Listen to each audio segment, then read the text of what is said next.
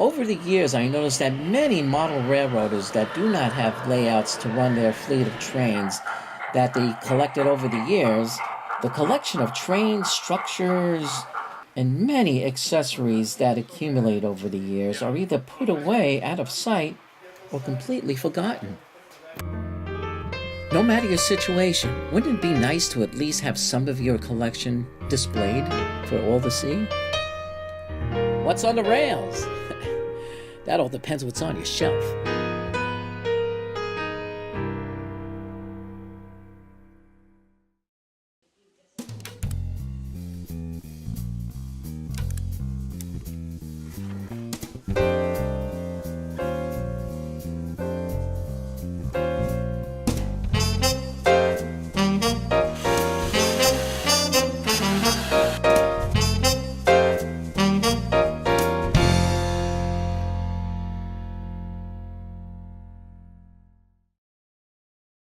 In early April of this year, spring continued to be delayed by more winter weather refusing to fade at any time soon.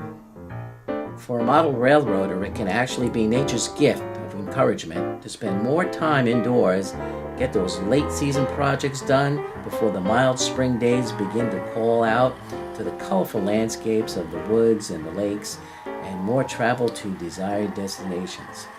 Those winter days and nights, building and playing, will eventually become less for more sunshine during the spring and summer days ahead. Whatever free time I had, I did as much as I can to get those projects done before the real spring weather comes.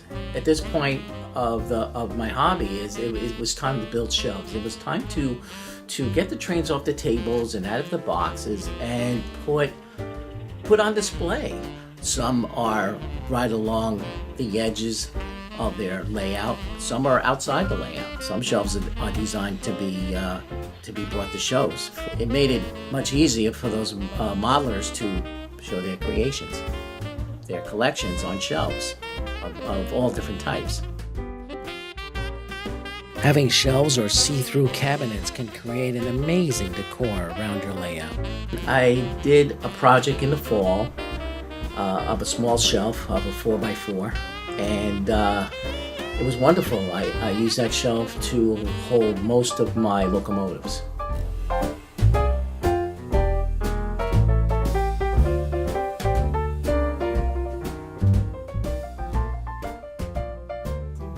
There are so many nice pieces of rolling stock I have, and it would be great to have an even longer shelf set up to display those trains, and that was going to be the next project.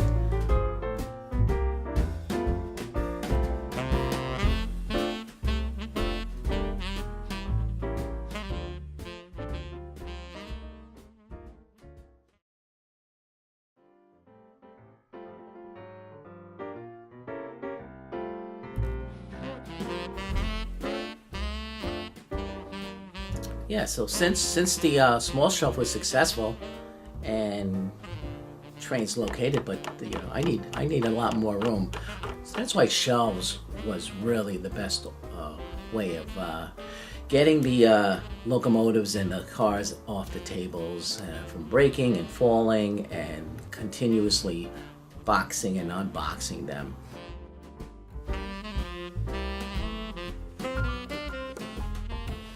It was time to build another shelf to hold more trains.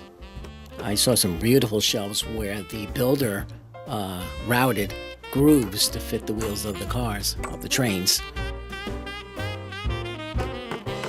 Had plenty of flex track, HO scale code 100 track around, so there was plenty of track for me to use for these shelves.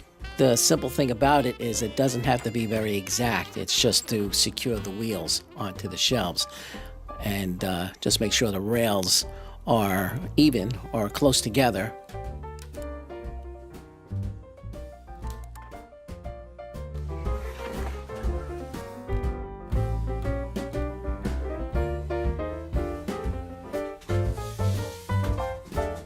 On the opposite wall of my hallway, there's a perfect location where an 8-foot wide open area on the wall for that type of shelf to be built.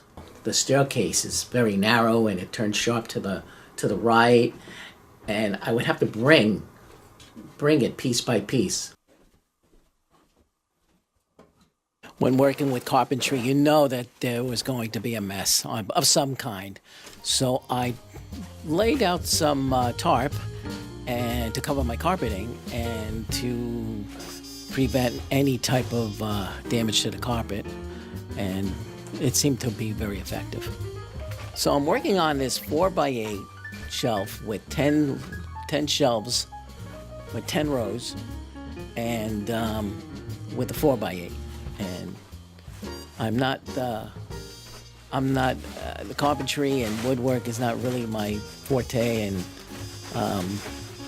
you know, when you do this hobby, this is what happens. You become a carpenter, you become an electrician, you do things that you probably wouldn't consider. When you want to create something on behalf of your model trains, you're gonna learn how to do it. You're gonna figure it out. Since the carpeting was a soft surface, I used a piece of plywood underneath the frame, and that kept the ends even to put those torque screws in. I was constantly measuring the width of each row, each shelf row, to make sure it was exactly 4 inches apart, one after the other, one above the other. For enough room to easily place any type of train onto it. Perfect.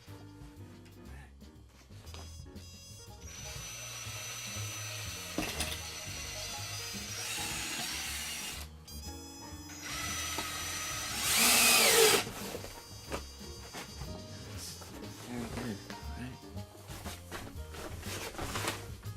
And after that 5th level, it really started to look like it looked like a shelf.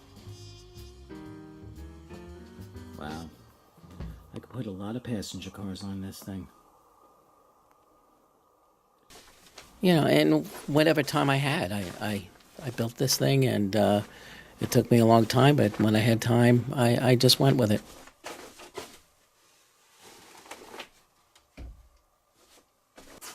I wanted to slide it out to the wall to see how it looked, and just to see how it would look against that bare wall. Then an unexpected foul-up became the apparent result. Oh boy. This is one overextended shelf. The shelf is too long. Man, I could swear I had it at 8 foot here.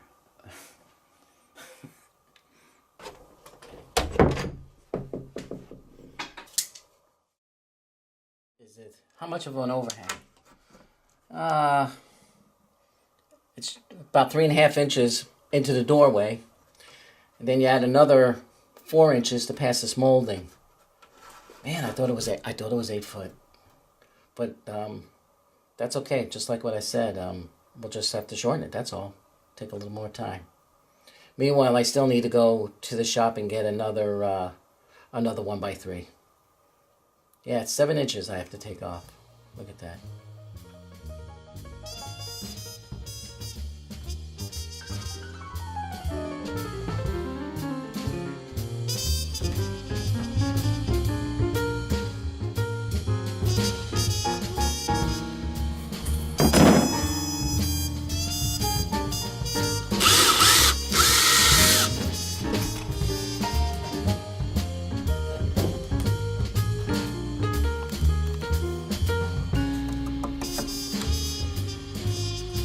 You know, it's very flimsy, this type. There's not much to these 1x2s. But once they're screwed into the back of this white board, they'll be secure.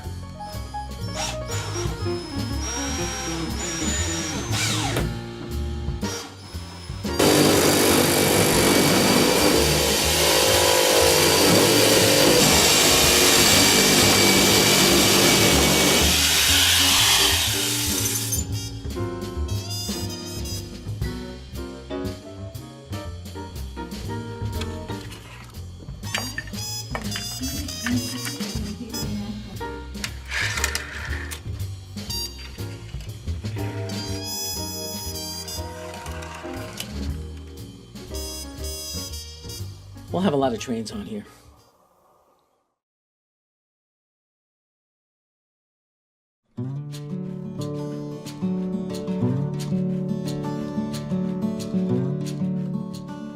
I finally got this 7.5 foot shelf where I want it. It's settled. I just put some trimming on it. The only problem is, as the day goes on, it gets dark in here, and the only light I have is this one light bulb, the ceiling light, and it doesn't really bring out the features of the trains on the shelves. So I need some more light here. So what I decided is to get some lights that are sensor driven, that run on batteries. This way I don't have any cords or electric down the walls or anything silly like that. And we'll see what happens, see how that goes. So this is a 4 AAA battery LED. Look at this, it looks bright enough. I think I might hit a home run with these things. So I'm figuring out where to place this. Again, it has double-sided tape. I was thinking of just putting it on the shelf itself or on the ceiling to aim it on the shelf, but there's no angle to it. It's just a flat surface with the double-sided tape. So I think the only alternative is to put it on the opposite side and have it shine across the hallway, right over this picture frame. That would be neat. But I'm going to test that out tonight when it gets darker, and we'll see how that looks. Same with the other shelf on the other side. So we'll see how that goes.